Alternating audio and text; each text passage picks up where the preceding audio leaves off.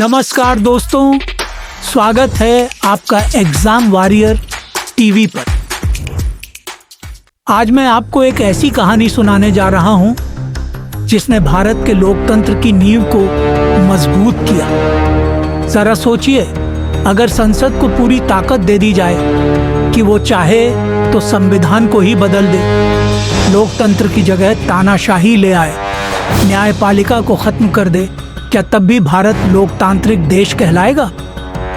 यही सवाल उठा था 1970 के दशक में, और इसका जवाब दिया भारत के इतिहास के सबसे बड़े मुकदमे ने केशवानंद भारती बनाम केरल राज्य 1973। चलिए शुरुआत करते हैं। क्यों ये केस इतना खास है? जरा पीछे चलते हैं। संविधान बना तो दिक्कत कहाँ आई? दोस्तों, 1947 में जब भारत आज़ाद हुआ तब हमें सिर्फ आज़ादी ही नहीं मिली, बल्कि अपने लिए एक नया संविधान भी बनाना पड़ा। 1950 में संविधान लागू हुआ, दुनिया का सबसे बड़ा लिखित संविधान। संविधान ने हमें लोकतंत्र, गणराज्य, मौलिक अधिकार और स्वतंत्र न्यायपालिका दी। लेकिन शुरुआती सालों से ही यह सवाल उठने लगा कि क्या संसद को संविधान बदलने की पूरी आज़ादी है या उसकी भी सीमाएं हैं? इसी सवाल पर लगातार टकराव हुआ संसद बनाम सुप्रीम कोर्ट।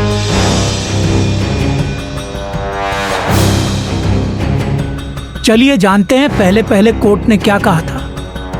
शंकरी प्रसाद बनाम भारत संघ 1951। संसद ने जमींदारी उन्मूलन कानून लाया।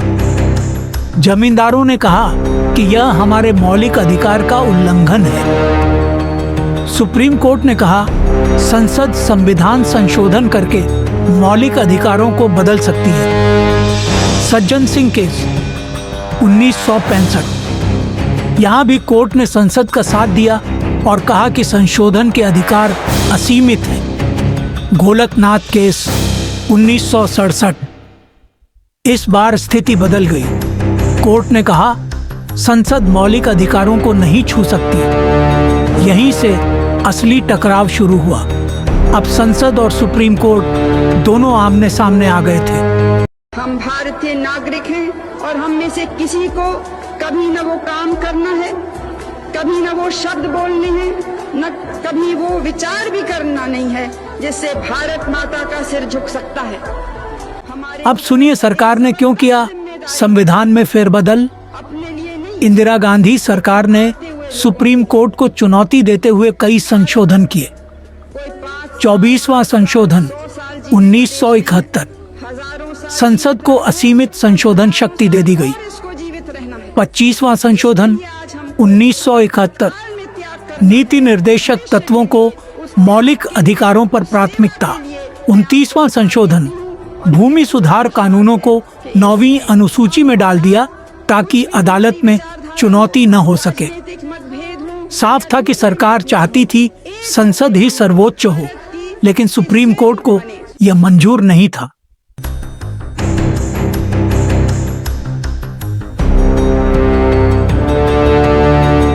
यहीं आते हैं हमारे नायक स्वामी केशवानंद भारती। वे केरल के एडनीर मठ के प्रमुख थे।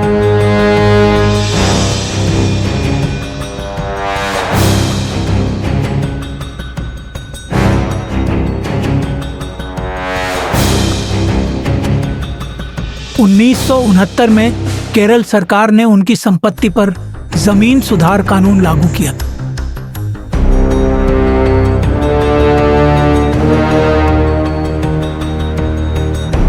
उन्होंने सुप्रीम कोर्ट में याचिका दायर की।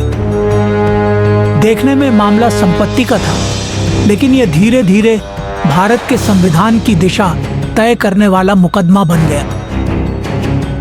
सुप्रीम कोर्ट ने 13 जजों की संविधान पीठ बनाई, अब तक की सबसे बड़ी पीठ। 68 दिन तक लगातार सुनवाई चली। यह भारतीय इतिहास की सबसे लंबी सुनवाई थी। सरकार का पक्ष रखा नानी पालकीवाला और फली नरीमन जैसे महान वकीलों ने। केंद्र सरकार का प्रतिनिधित्व किया अटॉर्नी जनरल HM। सेवई ने। बहस का केंद्र यही था, क्या संसद को संविधान बदलने की असीमित शक्ति है, या फिर संविधान में कुछ ऐसी बातें हैं जिन्हें कभी नहीं बदला जा सकता। आखिरकार फैसला आया 7 बनाम 6 के बेहद करीबी अंतर से। बहुमत ने कहा, संसद संविधान में संशोधन कर सकती है, लेकिन संविधान की मूल संरचना, बेसिक स्ट्रक्चर को नहीं बदल सकती। यहां से जन्म हुआ बेसिक स्ट्रक्चर डॉक्ट्रिन का।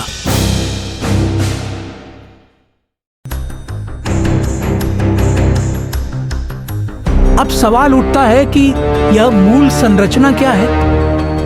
कोर्ट ने सीधे सीधे लिस्ट नहीं दी, लेकिन समय के साथ यह साफ हुआ कि इसमें शामिल है संविधान की सर्वोच्चता, लोकतंत्र और गणराज्यात्मक ढांचा, न्यायपालिका की स्वतंत्रता, न्यायिक समीक्षा, संघीय ढांचा, धर्मनिरपेक्षता, मौलिक अधिकार, स्वतंत्र और निष्पक्ष चुनाव, कानून का शासन, रूल ऑफ लॉ। यानी दोस्तों, संसद चाहे जो भी बदले, लेकिन इन बुनियादी तत्वों से छेड़छाड़ नहीं कर सकती। बाद में क्या हुआ, ये सिद्धांत और मजबूत हुआ। इंदिरा गांधी बनाम राजनारायण 1975। सुप्रीम कोर्ट ने कहा, चुनाव की निष्पक्षता संविधान की मूल संरचना है। Minerva mills case 1980। कोर्ट ने कहा, संसद की शक्ति असीमित नहीं है, लोकतंत्र का संतुलन जरूरी है। वामन राव केस 1981। कहा गया 24 अप्रैल 1973 के बाद किए गए संशोधन अगर मूल संरचना से टकराएंगे तो निरस्त हो सकते हैं। सोचिए दोस्तों, अगर यह फैसला ना आता तो आज हालात क्या होते।